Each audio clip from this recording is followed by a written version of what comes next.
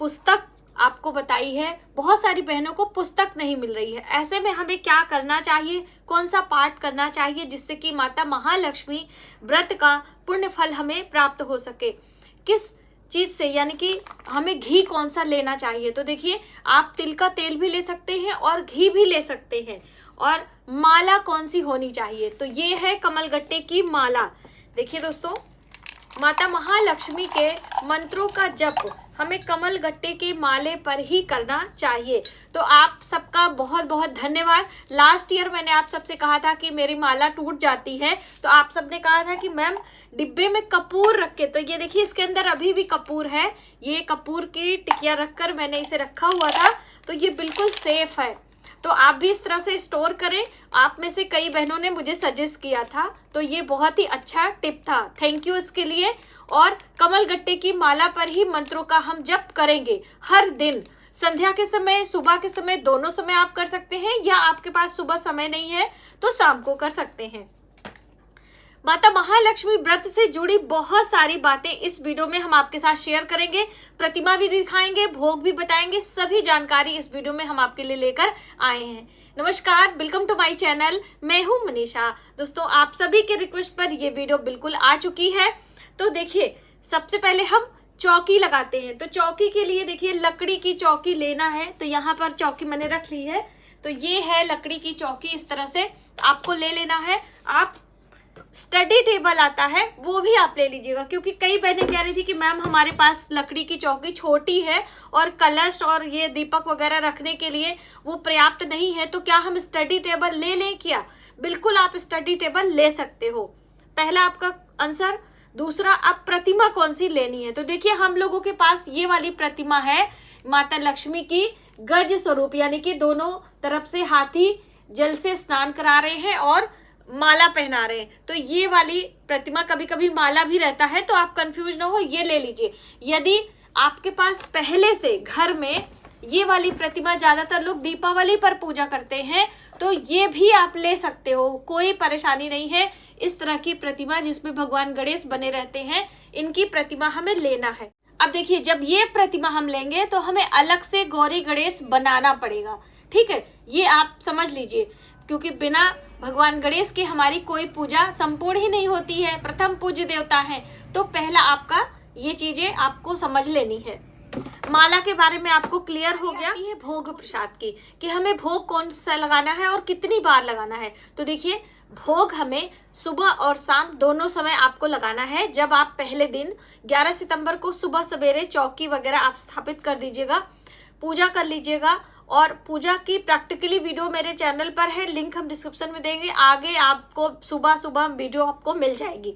तो आपने भोग में पंचामृत का भोग लगा सकते हैं, या फिर आप दूध से बनी मिठाइयों का भी भोग लगा सकते हैं। आप अपने घर पे बना ले। आप ये देखिए, इस तरह से आप मिठाइयों का भी भोग लगा सकते हैं। दूध से बनी मिठाई, कलाकंद की बर्फी, कोई भी बर्फी होती है उसका भोग आप लगा सकते हो। आपके पास नहीं, आप ड्राई फ्रूट्स का भी भोग लगा सकते हो, आप गुड़ का भोग लगा सकते हो, लेकिन दोनों समय आपको माता रानी को भोग लगाना है। मौसम की हम बात करें तो मौसमी फलों का भी हम भोग लगा सकते हैं। ये चीजें आपकी क्लियर हो गई। आरती हमें कपूर से करनी है, तो कपूर आपको पहले से ला के रख लेना है। शाम के समय में, जैसे कि बहुत सारे लोग कहते हैं घी से हम आरती करें या कपूर से, तो कपूर की आरती हमारे लिए ज्यादा शुभ होती है। तो हो सके तो कपूर की आरती करें, वरना आप घी की बत्ती भी रुई में डुबोकर उससे भी आरती कर सकते हैं। दीपक हमें कितना जलाना है, ये ज्यादा कंफ्यूजन है। तो देखिए, एक दीपक आपको पूजा में स्थापित कर देना है, और ये वाला जो दीपक होता है हमें हर दिन साफ करना, माजना नहीं होता। एक दिन हमने वहां पर रख दिया और जब तक हम पूजा करते हैं तब तक हमारा वो पूजा में दीपक जलता है। फिर जितनी देर घी तेल रहता है वो शांत हो जाता है। आपको उसकी जो रुई है, यदि छोटी हो जाए तो उसे बदल लेना है, लेकिन हर दिन हमें दीपक चेंज नहीं करना है, ये आपको ध्यान में रखना है। यदि आप मिट्टी का ले रहे हैं तो बड़ा जो हम एक रखते हैं वो भी आपको चेंज नहीं करना है, 16 दिन के बाद ही हम चेंज करेंगे। और अलग से दूसरा दीपक लगाकर हमें आरती करनी है। तो ये आरती और दीपक की बातें भी क्लियर हो गई। अब आते हैं महालक्ष्मी व्रत कथा के बारे में। बहुत सारी बहनों के ये प्रश्न है कि मैम हमारे पास कथा की पुस्तक नहीं है, तो ये मार्केट में आती है, आपको आसानी से मिल जाएगी। मैं कैसे आपको बताऊं, ये है महालक्ष्मी व्रत पूजा विधि।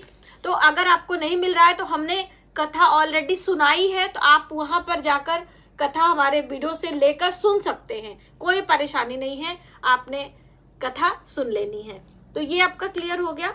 और कनक धारा स्त्रोत, क्योंकि देखिए माता महालक्ष्मी के दिन है तो आपको कनक धारा स्त्रोत का पाठ जरूर करना चाहिए। तो अब देखिए इसमें 16 श्लोक है, आप करें लक्ष्मी स्त्रोतम का पाठ है, आप उसको कर सकते हो। मेरी पुस्तक बहुत पुरानी इसलिए आप इसमें मत जाइएगा, इसी में लक्ष्मी जी की आरती है। तो आप माता रानी को स्नान श्रृंगार भाव करके आपने भोग प्रसाद लगाने के बाद, कथा पढ़ने के बाद आपको आरती करनी है। जैसे बहुत सारे लोग पूछते हैं ना कि मैम आरती कब करें, तो आप कथा पढ़ लेंगे, उसके बाद हम आरती करते हैं पूजा के सबसे लास्ट में।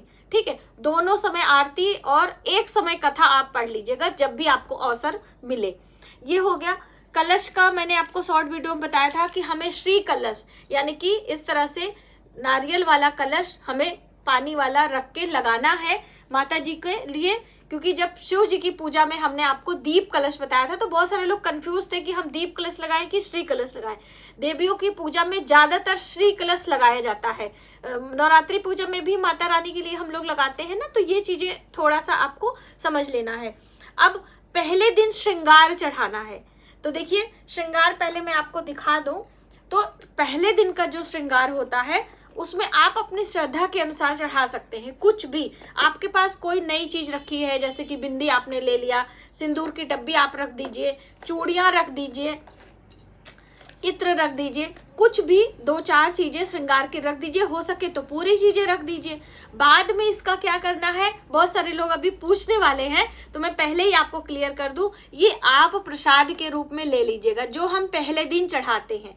ठीक है, तो इस तरह से ये आप पहले दिन ले लीजिए। और आखिरी वाले दिन जब हम इसका उद्यापन करते हैं तो हमें सूप लेना पड़ता है। तो सूप बहुत सारे लोगों को समझ नहीं आ रहा है दोस्तों, हमारे यूपी में तो सबको समझ में आ रहा है सूप कैसा होता है। तो ये देखिए, ये है सूप। तो ये तो छोटा है, ये हमने माता रानी के पूजा के लिए, जैसे हम लोग तुलसी माता की विदाई वगैरह करते हैं तो उसके लिए हमने ये मंगाया था, छोटू सा है। और ये रसोई में इस्तेमाल करने वाला है, वो मैं आपको दिखा रही हूँ। ठीक है, तो अब इस तरह से 2 सूप आपको लेने हैं। ठीक है, आखिरी वाले दिन हमें सूप की जरूरत पड़ती है, पहले दिन हमें जरूरत नहीं पड़ती। पहले दिन जो हमने पहले आपको सभी चीजें बताई हैं वो, और अभी धागा भी हम आपको बताने वाले हैं, पहले दिन ही चाहिए। लेकिन सूप का ज्यादा प्रश्न था तो इसलिए मैंने सोचा पहले मैं आपको सूप भी बता दूं। लास्ट वाले दिन 2 सूप चाहिए, एक इस तरह से, एक इसके ऊपर ढकने के लिए। अब इसी सूप में हमें सभी चीजें, जैसे मैंने आपको अभी दिखाई श्रृंगार की चीजें, ये है चूड़ियां इसमें रखी हुई हैं, 16 चूड़ियां हैं अंदर। और अब ये है मेहंदी, हमारा तेल है, आलता है, ये है सिंदूर की डब्बी है, इत्र है, नेल पेंट है, कंघा है, और इसी के साथ हमें चाहिए शीशा भी दोस्तों। शीशा ये रहा, ये है शीशा। तो कहने का अर्थ है कि इस तरह से सभी चीजें एक एक करके भी आप चढ़ा सकते हो यदि आपका बजट नहीं है तो। जैसे कि 16 की संख्या में चढ़ाई जाती हैं। अब बहुत सारे लोग घबरा कर पूजा ही नहीं कर रहे हैं कि हमें नहीं करना है, इतना मेरा बजट नहीं। आप पूजा स्टार्ट करें, सिर्फ एक एक चीजें रखकर दूसरे सूप से ढककर हम 16 बार माता रानी को भाव करेंगे। आप विश्वास माने कि 2-4 वर्षों बाद ही आपका ऐसा बजट बनेगा कि माता रानी को आप स्वयं 16 की संख्या में सभी सामग्री आप चढ़ाएंगी। इसमें हमें पान के पत्ते, हरी इलायची, लौंग और सुपारी, सभी चीजें 16 की संख्या में, हल्दी की गांठ, ये सब रखनी होती है, तो वो आप सब रखिएगा।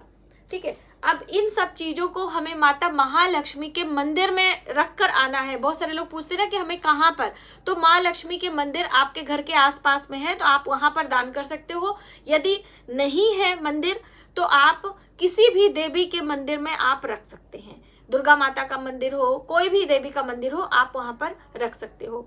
और हवन से संबंधित कई जानकारी थी कि हवन, तो देखिए हवन आप हर दिन भी कर सकते हो और आखिरी वाले दिन विधिवत तरीके से हवन करना है, वो आप बिल्कुल आपको 108 मंत्रों से माता महालक्ष्मी का जो बीज मंत्र है उससे करना है। हर दिन आप अग्यारी वगैरह कर सकते हो। चलिए अभी मैं धागे की बात करती हूँ। तो ये है मेरा 16 वर्षों का ये गांठ वाला धागा हमने स्टोर करके रखा हुआ। एक मैं आपको दिखा दूं, ये इस तरह से 16 गांठें आपको लगानी होती हैं। थोड़ा सा लंबा आप लीजिएगा क्योंकि गांठें लगाने में थोड़ा सा धागा चाहिए होता है और टूट जाता है। तो मैं आपको बता दूं, ये इस तरह से अपने इस हाथ से ऐसे नाप कर आप ले लीजिएगा। जैसे ये तो मेरा काफी बड़ा है, मैं इसको ऐसे कहूं कि ये डबल हम कर देंगे, ये इस तरह से, तब आपकी 16 गांठें, यानी धागा बच जाए लेकिन कम ना पड़े, ये आपको ध्यान में रखना। और ये इस तरह से गांठें लगानी है। ये ओम श्रीं, ओम श्रीं, श्रींग इसलिए हम आपको बोलते हैं क्योंकि छोटा मंत्र है। वैसे तो माता लक्ष्मी के बीज मंत्र इस तरह से हैं, ओम श्रीं ह्रीं श्री कमले कमलालय प्रसीदा प्रसीदा श्रीं ह्रीं श्री महालक्ष्मी नमो नमः, ये मंत्र है। इस मंत्र से आपको कमल गट्टे की माला से 108 बारी जप करना होता है। अब मंत्र जप भी कैसे करना है थोड़ा सा आप समझ लीजिए। ये इस तरह से माला होती है, ये सुमेरु है, ठीक है। और इस सुमेरु को हमें अपने मिडिल फिंगर पर हम रखेंगे और इसको अपनी तरफ रखेंगे, ठीक है। और ये पहला मन का यहाँ पर है, तो ये बिल्कुल पास में हम कर दें, आपको इस तरह से करेंगे दिखेगा। सुमेरु अपने आगे होना चाहिए। ये मनके पर ओम श्रीं ह्रीं श्री कमले कमलालय प्रसीदा प्रसीदा श्रीं ह्रीं श्री महालक्ष्मी नमो नमः, इस तरह से करके हम सरकाएंगे। फिर दूसरे मनके पे, तीसरे, इस तरह से करके पूरा 108 बारी हम मंत्रों का जप हर दिन करेंगे।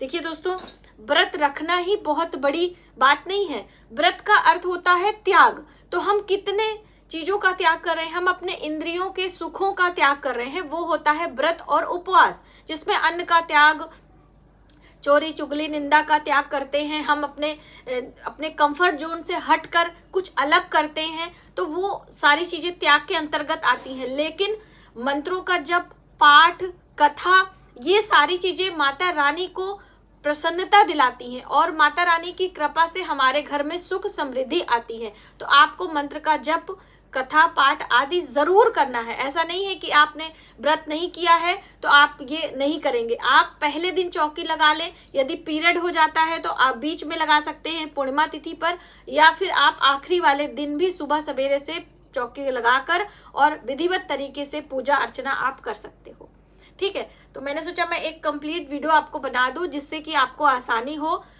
पूजा हमें किन किन चीजों की आवश्यकता लेते हुए करनी होती है। तो चलिए मिलते हैं एक नई जानकारी के साथ नए वीडियो में। तब तक आप अपना ख्याल रखें। जय माता दी।